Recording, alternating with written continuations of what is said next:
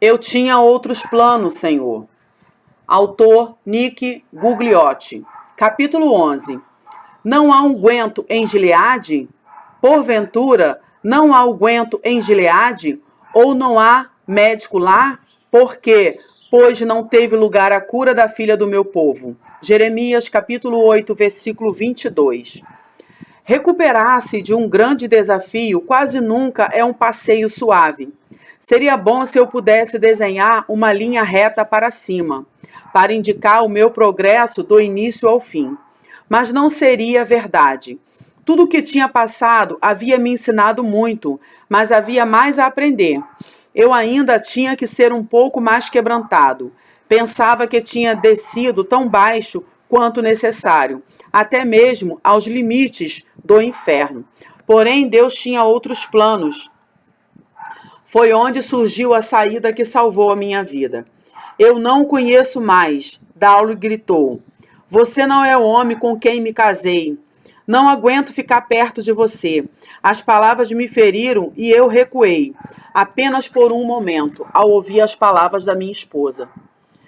Se você pudesse sentir apenas um pouco daquilo que eu sinto, largaria do meu pé. Retruquei. Retire-se. Vá lá para cima. Não consigo mais falar com você. Os olhos dela brilhavam de raiva, mas o seu rosto estava sulcado pela dor. A dor do reconhecimento que surge quando um velho problema parece insolúvel. Era a dor que vem com a fadiga da batalha, com medo de que a separação entre as pessoas possa ser tão profunda que nem mesmo um grande número de conversas e tentativas possa preencher a lacuna que foi criada. Explodi em um acesso de autojustificação, pensando: sou eu que estou sofrendo. Eu tenho essas terríveis enxaquecas crônicas e ela não para de me amolar. Estou exausto o tempo todo. Será que ela não vê isso? Fisicamente, eu estava sentindo dor. Isso era verdade. Mas estava errado em não ver o quanto a minha esposa estava sofrendo emocionalmente. Ela havia sido paciente, amorosa e tinha me apoiado durante toda a minha doença e todos os altos e baixos. Jamais saiu do meu lado quando lutei contra a necessidade de abandonar a minha carreira e me ajustar a um estilo de vida diferente. Ela não se importou em deixar a posição financeira que desfrutava como esposa do presidente de uma empresa. O que ela não pôde aceitar foi a minha desistência da vida, quando me viu recuar e aceitar a derrota. Isso a matou emocionalmente e quase nos matou também. Foi quando tudo desmoronou. Ela não teve paciência quando se tornou visível que eu estava tornando a saída mais fácil. Não conseguiu tolerar a minha designação, a minha aceitação, o meu consentimento e o fato claro de que eu tinha parado de lutar pelas coisas que eu amava. Ela estava certa e eu estava prestes a descobrir da maneira mais dolorosa. Aconteceu lentamente, pequena decisão por pequena decisão. Eu estava falhando em relação à minha função familiar, porque não sentia que estava me esforçando, recusando uma oportunidade de sair para dar um passeio a pé com ela. Decisões bem pequenas, aparentemente inconsequentes, que aos poucos se acumularam até que construí uma terrível montanha de indiferença. Naturalmente, eu sempre tinha uma boa desculpa de autocompaixão. Afinal, eu estava doente. A verdade era que muitas vezes os motivos para as minhas decisões eram apenas simples preguiça. Eu poderia ter participado, mas escolhi me retirar. Olhando para trás, é incompreensível para mim o fato de não ter percebido que estava comunicando tanto, mesmo fazendo tão pouco. Naquela época, era mais fácil apenas culpar alguma coisa ou alguém, e então foi o que eu fiz. Não era apenas a minha esposa. Também fiquei muito preguiçoso em relação aos meus filhos, sempre justificando. Nunca avaliei o efeito das minhas escolhas egoístas. sempre presumindo que nos manteríamos juntos como uma família. Depois de algum tempo, me senti mal compreendido e Dauli se sentiu traída. Não era a fórmula para um casamento feliz. Enquanto nos separávamos cada vez mais, uma crescente dor emocional aumentou a minha percepção da dor física. Então me fechei ainda mais. Foi quando cometi o maior erro de todos. Decidi que seria mais fácil parar de tentar. Achei que tudo o que havia restado a fazer era evitar a dor. A minha tentativa da grande fuga. Eu fugia de qualquer coisa desconfortável e me escondia na minha fortaleza de insensibilidade. O método de fuga nunca é o problema. O problema é a decisão de fugir. Qualquer coisa que não seja lidar com a realidade só prolonga o inevitável. Todos nós, mais cedo ou mais tarde, teremos que enfrentar as nossas dificuldades. Caso contrário, elas ficarão patentes por si só. É como se a situação explodisse. É sempre um erro fugir, porque jamais poderemos fugir para sempre.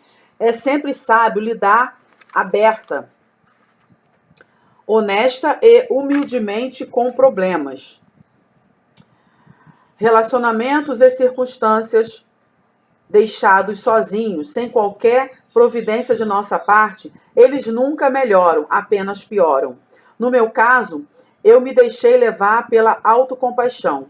Quando a vida está ficando difícil e os problemas aumentam, é fácil culpar a tudo exceto a nós mesmos. Esta pessoa não entende o que estou passando. Aquela pessoa foi insensível comigo. A outra pessoa não levou a minha situação a sério. Para mim, a autocompaixão estava se tornando um estilo de vida. E por causa disso, eu não era uma pessoa agradável para se ter por perto. É tentador, porque isso quase parece funcionar por um tempo. Mas quando chegamos ao ponto em que até começamos a nos afastar de Deus, o Espírito Santo começa a gemer e a nossa alma começa a morrer. É por esse motivo que isso é tão traiçoeiro. A maioria de nós jamais escolheria matar as nossas próprias almas. Porém, fazemos pequenas coisas e escolhas que não fortalecerão as nossas almas. Então, quando perdemos aquele profundo senso de conexão com o nosso espírito, o próprio centro da existência de Deus em nossa vida, percebemos que estamos em uma ladeira escorregadia. Esfriamos cada vez mais. Tornamos decisões que são cada vez menos sobre os nossos sentimentos verdadeiros e cada vez mais sobre esperar. Logo, afastar-se cada vez mais é algo que se torna cada vez mais fácil. Um dia acordamos em um mundo da nossa própria criação, um mundo que não reconhecemos. Para mim, a realidade me alcançou quando percebi que estava me afastando das 3 pessoas que mais amo no mundo: minha esposa, meu filho e minha filha. Certa tarde, após uma conversa insatisfatória com meu filho, senti uma terrível sensação de perda. O que aconteceu com a proximidade que um dia tivemos? No caso aqui uma pergunta. O que aconteceu com a proximidade que um dia tivemos? Perguntei a Deus o que estava acontecendo. Eu sabia que não era incomum ter altos e baixos na vida em família, mas até então eu tivera um canal aberto com o meu filho. Agora esse canal parecia bloqueado, tenso e desconfortável. Não tenho ilusões sobre os meus filhos. Eles são ótimos, mas não os criei para serem perfeitos. Cometem erros e têm qualidades e fraquezas como todos os outros seres humanos. Porém, os meus filhos agora já estão com 20 e tantos anos e é fácil ter orgulhos deles. Nick está firmemente comprometido com a sua fé. Ele trabalha muito em sua igreja e tem participado de viagens missionárias. Estuda e ensina a palavra de Deus. Há evidências de sobra de que ele está fazendo o melhor que pode para seguir a Deus com fidelidade. Portanto, eu não poderia colocar a culpa nele. Em algum lugar, bem lá no fundo, eu sabia que a culpa tinha que ser minha. E então temos Daniele. Minha filha tem um grande coração e sempre defende os oprimidos. Talvez porque teve momentos difíceis na escola e a sua confiança foi abalada na infância. A minha filha sempre enxerga os apuros das pessoas que são colocadas de lado. Nos primeiros anos de escola, ela orgulhosamente andava ao lado de um garoto limitado pela cadeira de rodas. Quando as outras crianças fugiam dele, ela era a primeira a defender uma criança que fora criticada. No caso, ela fora a primeira a defender uma criança que fora criticada. Alguns anos depois, qualquer criança da escola que tinha problemas era bem-sucedida e bem recebida em nossa casa. Ela os trazia até nós como cachorrinhos perdidos. Ajudou uma menina que perdeu a sua mãe em um acidente de carro. Essa mesma menina a traiu anos depois e Daniele encontrou graça para perdoá-la. Esse é o tipo de coração que Deus lhe deu. Daniele estava lidando com alguns problemas pessoais e a tensão da situação aumentou até chegar ao pânico e à ansiedade. Ela frequentemente caía em meus braços soluçando, pedindo ajuda. Partiu meu coração não ter podido fazer a sua dor desaparecer, mas o que rachou a minha alma foi que não fui totalmente capaz de me entregar a ela. Parte de mim ficou retida debaixo da angústia e da culpa de servir ao Deus da fuga. Mesmo quando temos boas intenções, não conseguimos ser fortes de verdade, se estivermos em um relacionamento rompido com Deus. Vou voltar aqui essa frase para lê-la de uma forma mais didática. Mesmo quando temos boas intenções, não conseguimos ser fortes de verdade, se estivermos em um relacionamento rompido com Deus. O poder que advém de servir a Deus com todo o nosso coração fica em curto circuito. E embora possamos fazer coisas afáveis, a nossa habilidade de amar livremente fica comprometida. Assim, dei a minha Daniele tudo o que eu tinha para dar, mas sabia que merecia mais de mim. Pior ainda, houve uma ocasião que quebrou o meu coração. Ela bateu na porta. Toque, toque. Papai, posso entrar? Perguntou do corredor. Aí eu respondi, claro, entre, eu disse. Eram 11 horas e eu estava na cama, assistindo a algum tedioso canal de notícia. Já com muita dor de cabeça? Ela perguntou. Sim, começou hoje cedo, respondi. Ela se sentou na beira da cama e conversou um pouco. Eu sabia que ela estava tentando me confortar e me fazer um pouco de companhia. Lembro-me de ter me desculpado por estar deprimido. Pare com isso, pai, ela disse. Não é sua culpa. Eu amo você. Aguente firme. Quando a porta se fechou atrás dela, lágrimas abundantemente jorraram dos meus olhos. Aqui estava minha filha de 21 anos, em aflição, tentando me encorajar. Eu sabia que ela, solitária e insegura sobre a vida. Vou voltar aqui. Eu sabia que ela estava solitária e insegura sobre a vida.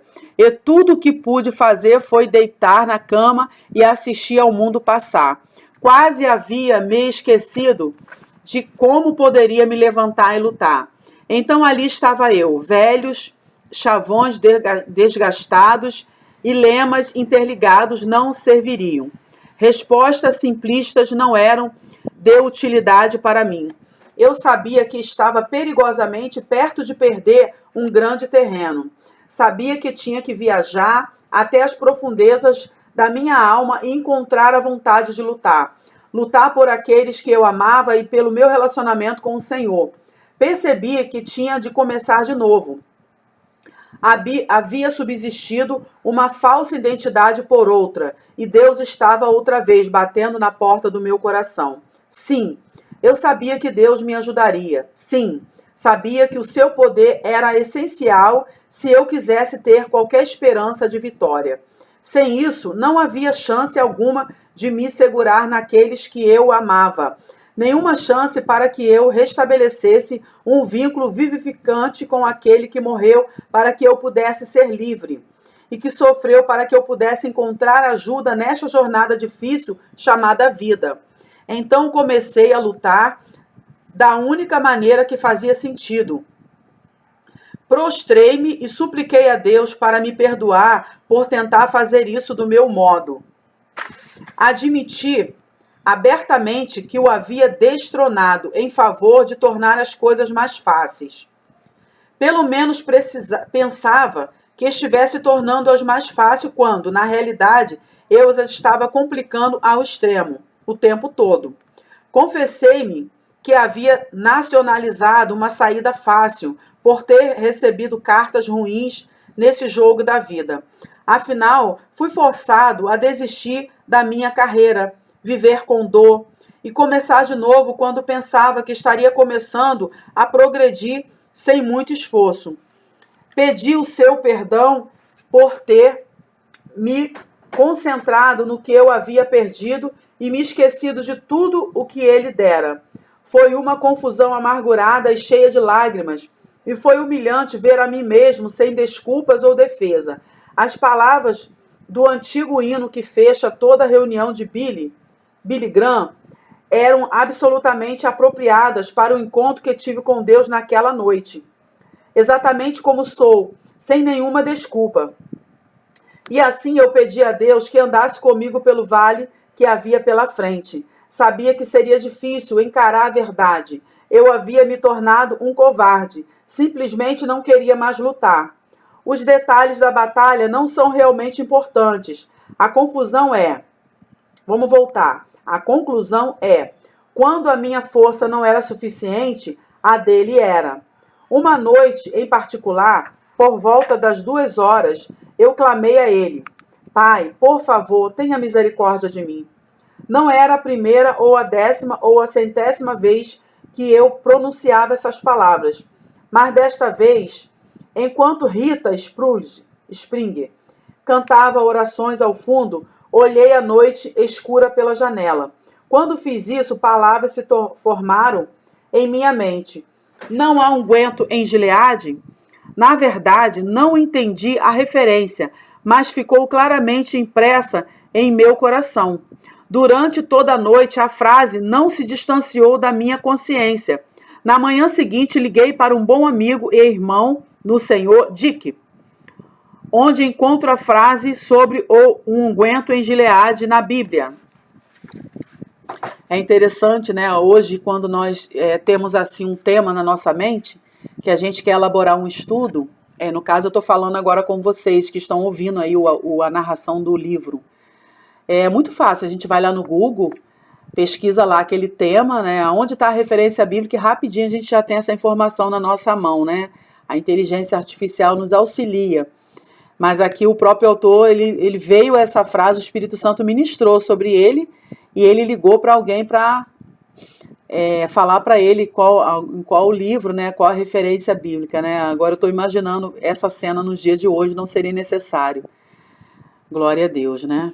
Então vamos continuar aqui a narração. Quero agradecer você que está conosco, que está aí acompanhando a narração do nosso livro. Já quero louvar a Deus pela sua inscrição em nosso canal. Não deixa aí de compartilhar, curtir. A curtida é muito importante. Nós às vezes temos aí 40, 50 visualizações no vídeo e não temos nenhuma curtida. Às vezes é 1, 2 curtidas. Isso aí, na verdade, a gente vê que é algo...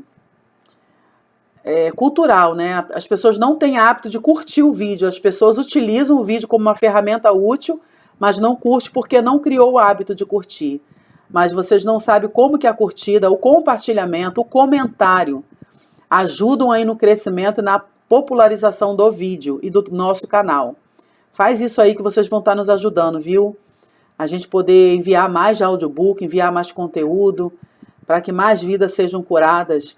E convido você também, que não é o nosso inscrito, né? Eu dei uma pausazinha rápida, para se inscrever aí, ativar a função aí, as notificações, porque não adianta só se inscrever e não ativar as funções, porque aí você se inscreve, não ativa a notificação, então você não vai ser informado do próximo, da continuação do capítulo. Então é importante também ativar as notificações, coloca aí um comentário, amém. Seu comentário também vai virar um ato profético na minha vida e na vida de outras pessoas, viu? Então vamos continuar aqui. Então, na manhã seguinte, né, ele ligou para um bom amigo e irmão no Senhor, pediu a referência desse texto que fala unguento em Gileade na Bíblia. Vamos lá. Está em Jeremias, ele disse: deixe-me pensar um instante, espere, eu tenho a minha Bíblia aqui. Vejamos, encontra-se em Jeremias 8, 22. Você pode anotar aí também. Agradeci-lhe e li o contexto daquele versículo. Jeremias falando como um profeta do Senhor. Está perguntando ao povo por que eles não estão aproveitando a ajuda de Deus. Na verdade, Deus está magoado com o seu povo. Está passando aqui um vendedor de peixe, né? Gritando alto, mas glória a Deus por isso. Eu não sei se você daí vai ouvir, né? Porque eu estou ouvindo uma forma bem clara, mas pode ser que você não ouça de uma forma tão forte. Eu também estou com o ventilador ligado a uma distância de alguns metros. Vamos lá. Deus está magoado com o seu povo porque eles não estão recebendo a ajuda que ele quer lhes dar. Oh, se eu pudesse consolar-me na minha tristeza, o meu coração desfalece em mim. Eis a voz do clamor da filha do meu povo, de terra muito remota. Não está o Senhor em Sião? Não está nela o seu rei? Por que me provocaram a ira com as suas imagens de escultura, com vaidades estranhas? Passou a cega, findou o verão, e nós não estamos salvos. Estou quebrantado pela ferida, vou voltar. Estou quebrantado pela ferida da filha do meu povo. Ando de luto, o espanto se apoderou de mim. Porventura não há unguento em Gileade? Ou não há médico lá? Por que, pois, não teve lugar a cura da filha do meu povo? Jeremias capítulo 8, versículo 18 ao 22. Eu sabia o que Deus estava me dizendo. Ele estava me perguntando: Nick, você não crê que posso ajudá-lo? Você não crê que a cura da sua alma está em meu poder? Não sabe que ela esteve pertinho de você? Humilhado e quebrantado, tive que admitir que havia colocado de lado a ajuda que a mão de Deus havia estendido para mim. De alguma maneira, eu pensava que ele podia ajudar os outros, mas que o tempo havia passado para mim. Minha família e eu tínhamos orado pela cura por muito tempo e nada havia mudado. Aceitei que Deus não tinha a minha resposta e, portanto, eu o deixei na prateleira. De alguma forma, eu o tinha tornado um Deus com um D minúsculo. Mas não é isso que ele é. A dor, o medo e o espectro da grande perda haviam me forçado a buscá-lo mais uma vez. Não estou falando de uma busca intelectual. Isso não seria suficiente. Eu tinha que buscá-lo com um coração desesperado, que estivesse aberto para os seus caminhos e que não fosse limitado. Precisava buscá-lo como servo sobre o que Davi escreveu em Salmo 42:1. Eu estava morrendo de sede e precisava da bebida que somente Deus poderia dar. Eu estava bramando pelas correntes das águas, e o Senhor me ofereceu água de um poço mais fundo do que qualquer um jamais cavou.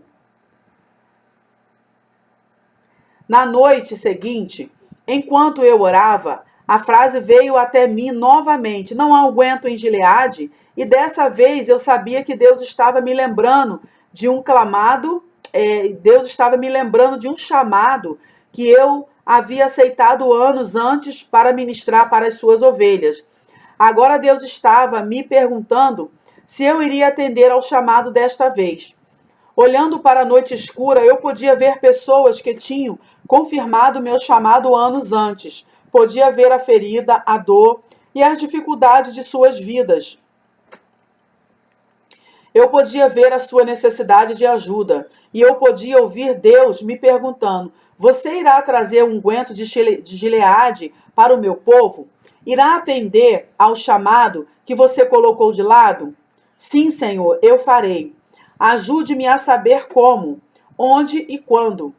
Alguma coisa estalou como uma peça de máquina que se move lentamente até que atinja o lugar onde se encaixa com precisão. Alguma coisa se encaixou com precisão no meu coração e na minha alma. Senti que Deus estava operando e que eu tinha coisas importantes a fazer com a minha vida. Não havia nenhum sentimento de condenação. Não havia nenhum sentimento de desprazer de Deus. Só havia afirmação. Este é o caminho disposto para você? Eu não tinha uma sensação tola de descoberta. Eu tinha uma percepção muito mais profunda de que Deus trabalha de maneira maravilhosa e misteriosas. Aqui está no plural e eu não li no plural, por isso eu vou voltar à frase. Eu tinha uma percepção muito mais profunda de que Deus trabalha de maneiras maravilhosas e misteriosas. Não tinha ilusões de que a vida de repente se tornaria fácil, mas sabia que Deus estava demonstrando em termos reais e concretos que Ele é verdadeiro à sua palavra. Se usarmos a fé que temos para buscá-lo diligentemente, Ele não falhará em revelar a si mesmo. Sem fé é impossível agradar-lhe, porque é necessário que aquele que se aproxima de Deus creia que Ele existe e que é galardoador dos que o buscam. Hebreus 11:6. Algumas semanas depois, pediram-me para ler as escrituras na igreja. Incapaz de me conter, compartilhei um pouco da bondade de Deus antes de ler. Um dos presbíteros veio até mim quando voltei para o meu assento. Eu devo pregar na próxima semana, disse Armand. Tenho a impressão de que você tem mais para dizer. Você quer pregar no meu lugar? Sim, eu quero. Armand respondeu. Vou voltar aqui. Sim, eu quero, Armand. Respondi. Ele assentiu com a cabeça, sorriu e voltou para o seu lugar. Na semana seguinte, tomei o púlpito e expus toda a história para minha família da igreja. Fui o mais honesto que pude. Houve lágrimas e houve exaltação na gloriosa misericórdia de Deus. As pessoas foram tocadas, não pela minha eloquência, mas pelo testemunho da fidelidade de Deus. Eu lhes falei sobre o unguento de Gileade. Disse-lhes que tinha 100% de certeza de que Deus havia curado a minha alma e feito uma obra extraordinária de misericórdia e graça em uma parte de mim que mais estava doente. Disse-lhes que o meu corpo parecia melhor e que talvez tivesse sido tocado. Quando fiquei em pé no púlpito e olhei para a congregação, meus olhos se encheram de lágrimas de alegria. Ali estavam sentados David, Nicolas e Daniele, minha esposa, meu filho e minha filha, sorrindo para mim.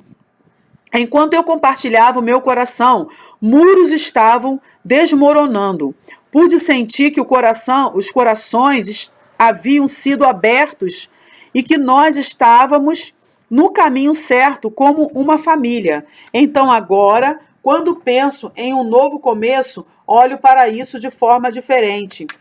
Não sou a pessoa que foi identificada por um título ou por papéis na vida.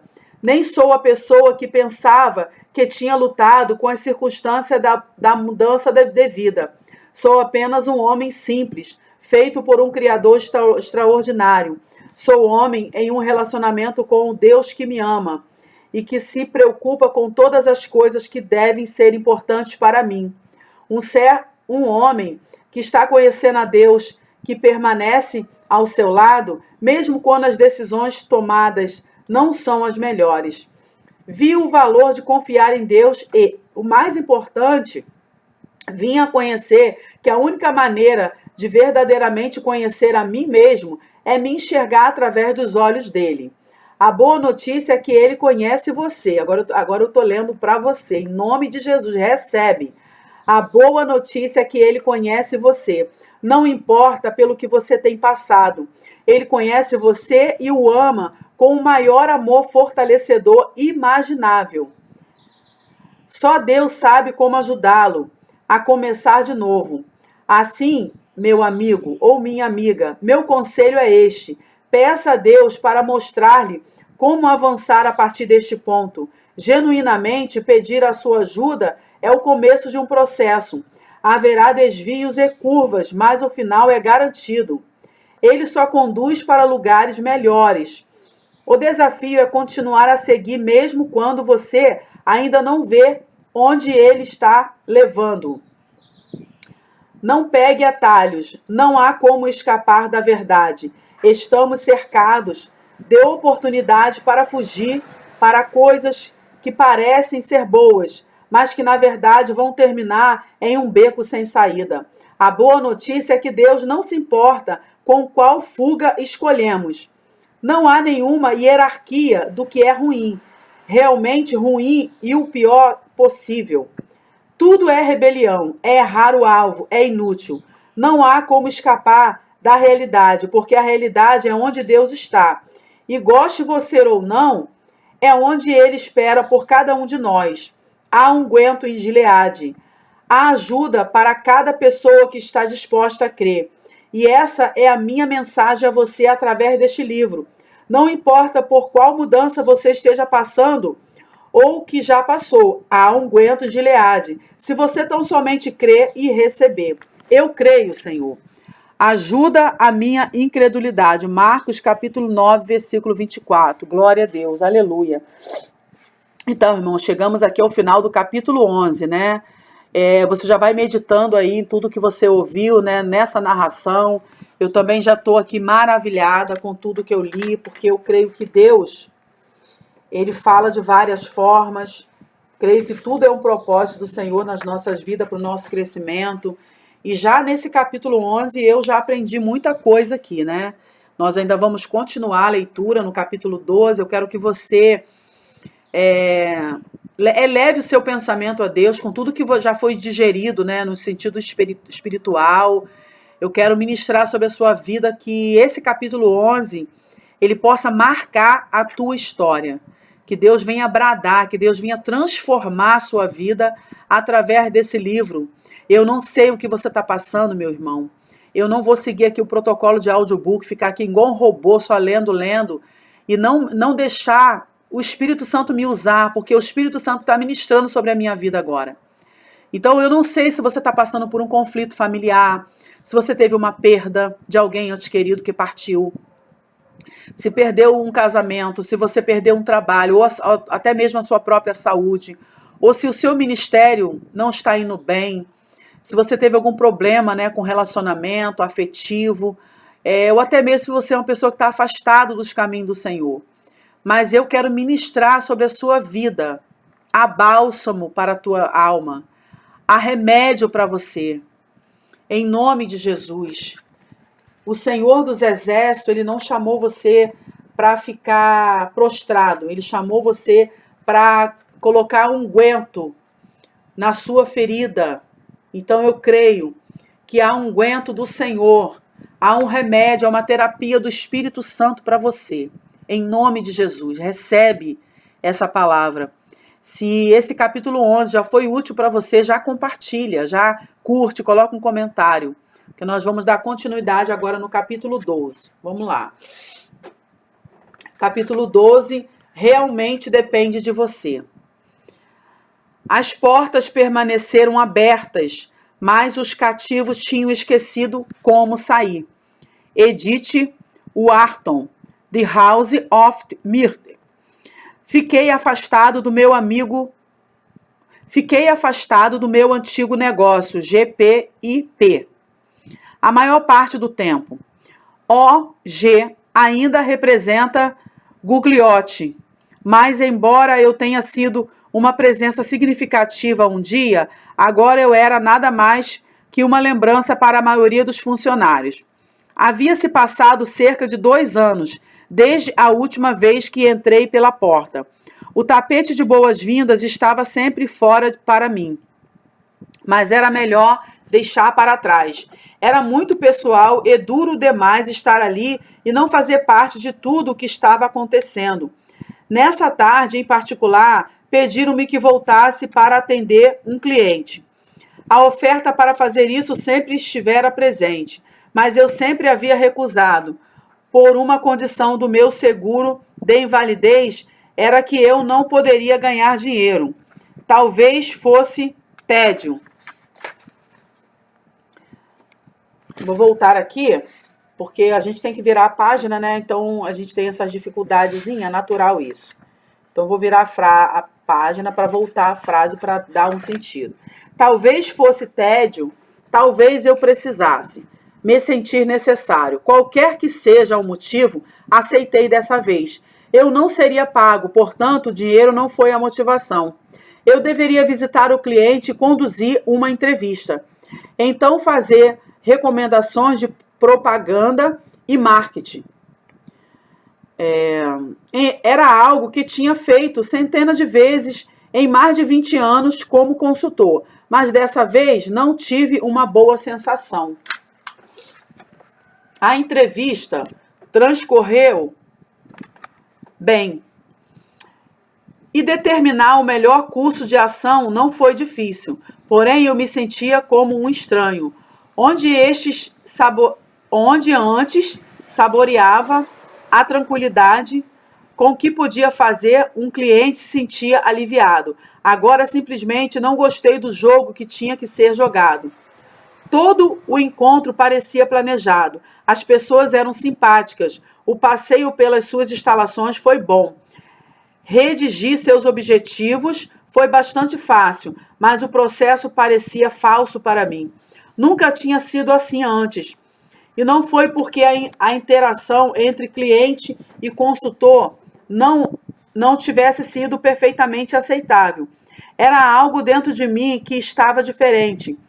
Não era uma questão de orgulho, era uma sensação de que o tempo para eu fazer aquele tipo de trabalho havia passado. Olhado para trás, acredito que Deus me ajudou a mudar porque precisava mudar. Não poderia ter lidado com a minha realidade se não tivesse mudado. Na verdade, eu não era mais a pessoa que fora antes. Não estou dizendo que me tornei melhor do que aqueles que se sentem confortáveis naquele cenário. Estou dizendo que, no meu caso, tinha que seguir em frente. Dauli, minha esposa, não queria que eu aceitasse a tarefa. Ela sabia instintivamente que isso não seria mais adequado, sendo teimoso demais para o meu próprio bem. Tive que aprender por mim mesmo. No fim, não vi a hora de acabar aquela tarefa. Foi um pouco crítico para mim. Vamos voltar aqui, né? Foi um ponto crítico para mim. Percebi que um capítulo da minha vida estava verdadeiramente terminado e que jamais voltaria mesmo que pudesse. As portas para a prisão da autocompaixão foram arrancadas para sempre. Não sentia mais tristeza pela perda da minha carreira e da posição que eu achava que me definia. Alguma coisa está mantendo você na prisão? Algo que acha que não pode superar? Alguma coisa o faz se sentir impotente? Eu vou voltar para que você possa refletir nessa leitura aqui. Alguma coisa está mantendo você na prisão? Algo que acha que não pode superar? Alguma coisa o faz se sentir impotente? Pode ser nada mais do que a inércia. É necessário energia para começar em uma outra direção.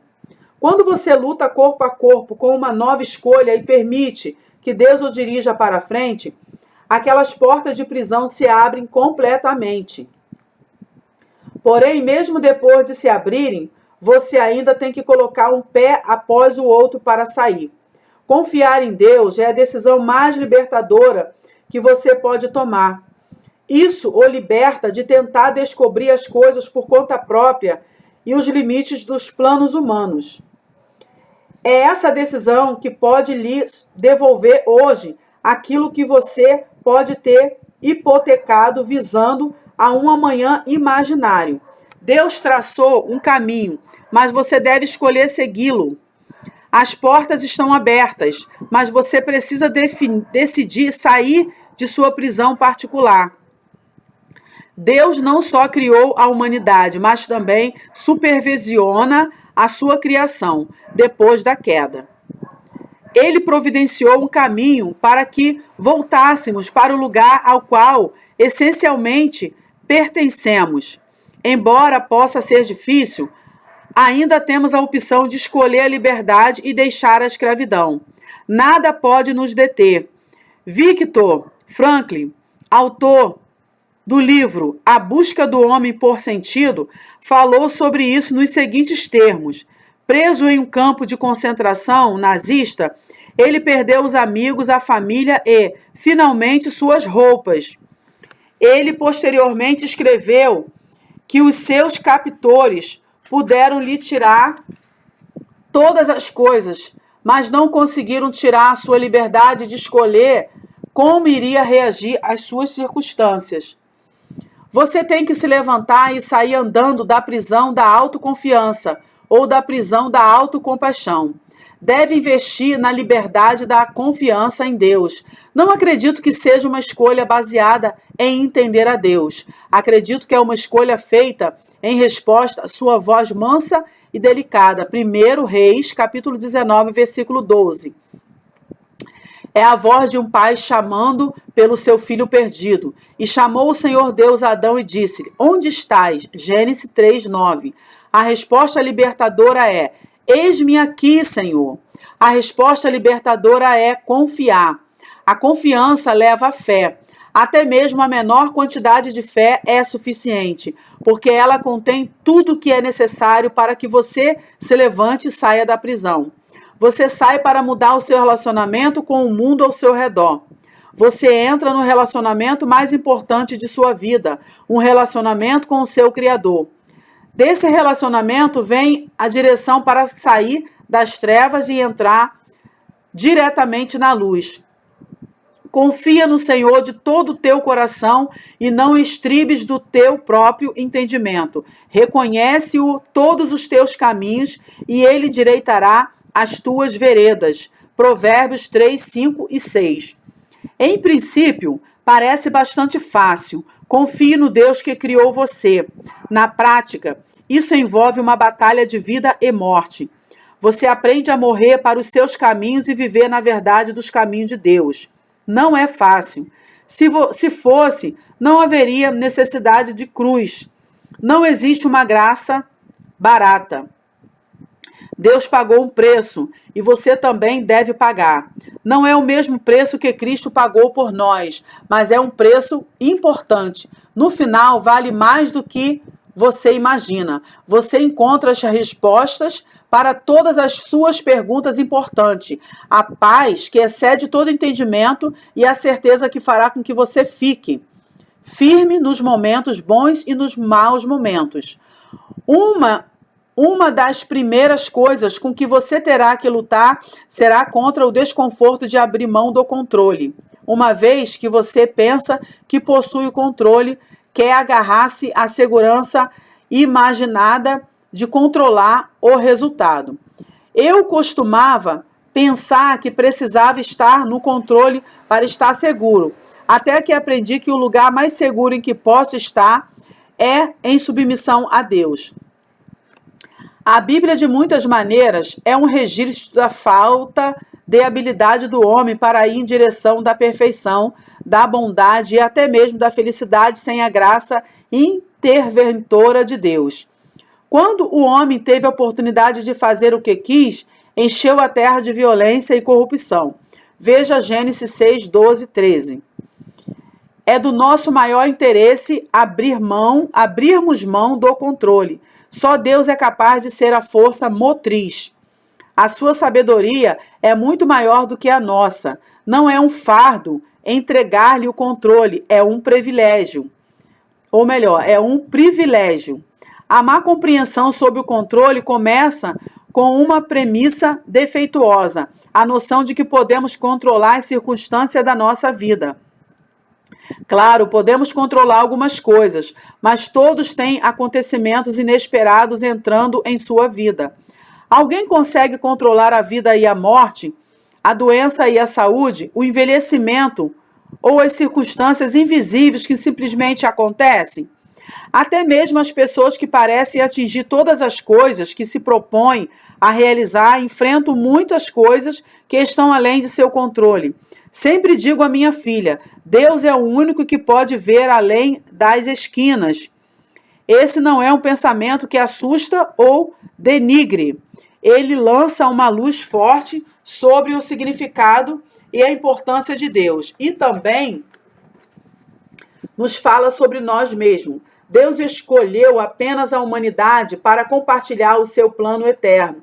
Nós não somos insignificantes. Fomos formados de um modo terrível e tão maravilhoso. Salmo 139, 14. Mas não somos Deus. Ele nos convida a lhe darmos o controle e participarmos na execução de seu plano. É um convite maravilhoso. Ele nos confirma mais do que qualquer coisa que possamos realizar por nós mesmos. Portanto, não se trata realmente de abrir mão do controle, é abrir mão da fantasia do controle, sujeitar-se ao controle de Deus. É um sinal de maturidade e sabedoria, não de fraqueza.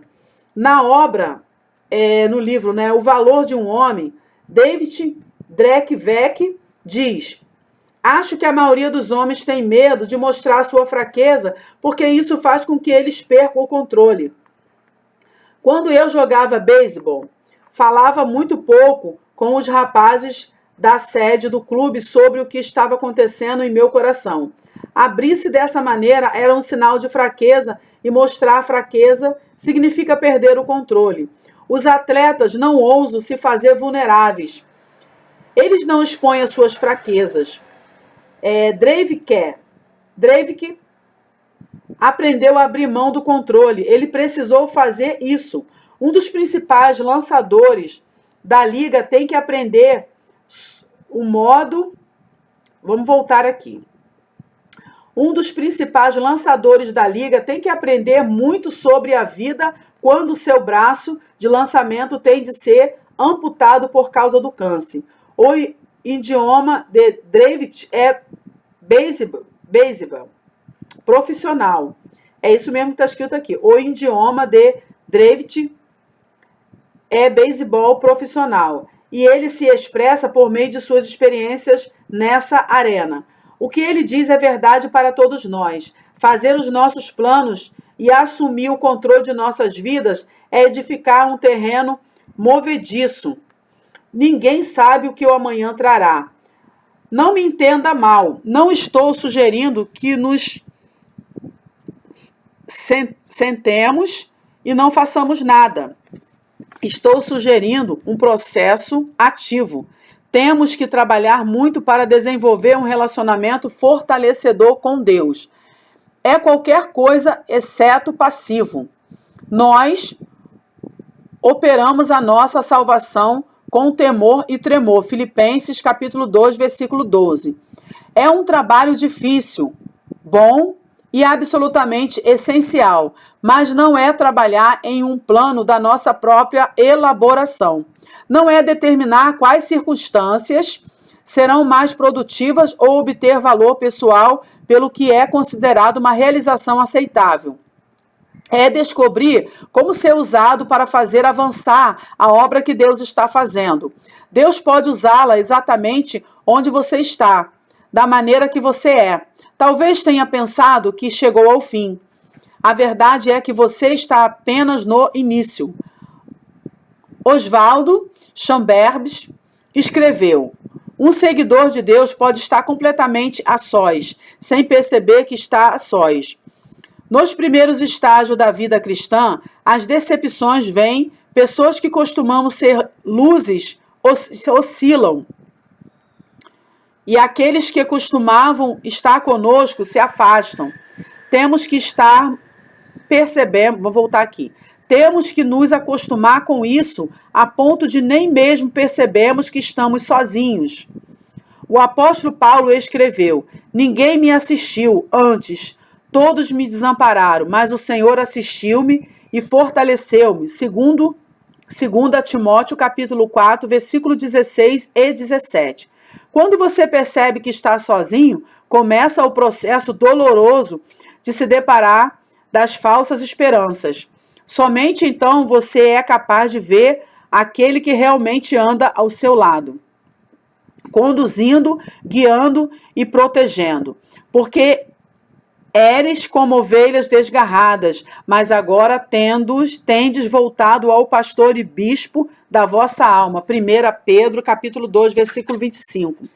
Neste mundo, você anda como um indivíduo. Em seu reino, o Pai das misericórdias e o Deus de toda consolação sempre anda com você.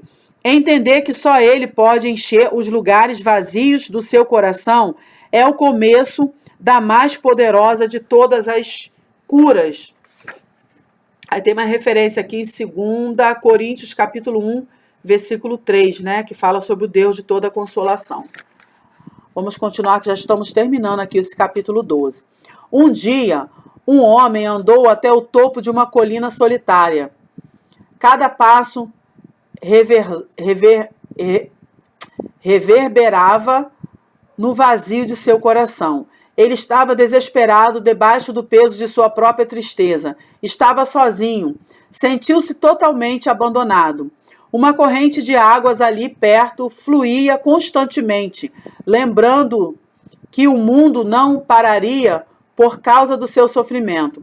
A corrente correria para o rio e o rio para o oceano, como sempre tinha feito. O pensamento o tornou consciente de que o mundo continuaria sem ele e que dificilmente sentiria a sua falta. Caindo sobre seus joelhos, ele cobriu os olhos com as mãos, lágrimas amargas desceram pelo seu rosto. Incapaz de encontrar um pensamento esperançoso, ele sentiu o desaparecimento da pequena força que tinha. Momentos de agonia se passaram antes que ele ficasse de pé e levantasse suas mãos para o céu. Do mais profundo de sua alma, ele clamou: "Por que, Deus? Por favor, diga-me por quê." Ele não ouviu som algum, além da brisa movendo as folhas das árvores. Não houve nenhuma voz das nuvens. Estava totalmente sozinho. Ou não estava? Ele inclinou a sua cabeça e esvaziou o seu coração. Então se sentou na grama e ficou questionando a si mesmo. Aos poucos, sentiu que não estava sozinho. De algum modo, ele sabia que havia uma presença poderosa no céu, nas árvores e até nos pássaros que voavam. De algum modo, sabia que Deus estava ali.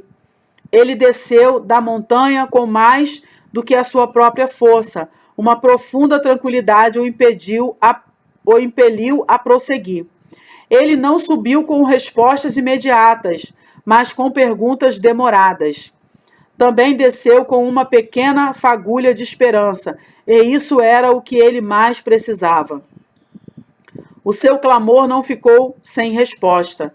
Eu conheço bem esse homem. Ele está comigo onde quer que eu vá. Os céus e a terra tomo hoje por testemunhas contra ti, que te tenho proposto a vida e a morte, a bênção e a maldição. Escolhe, pois, a vida, para que vivas tu e a tua semente.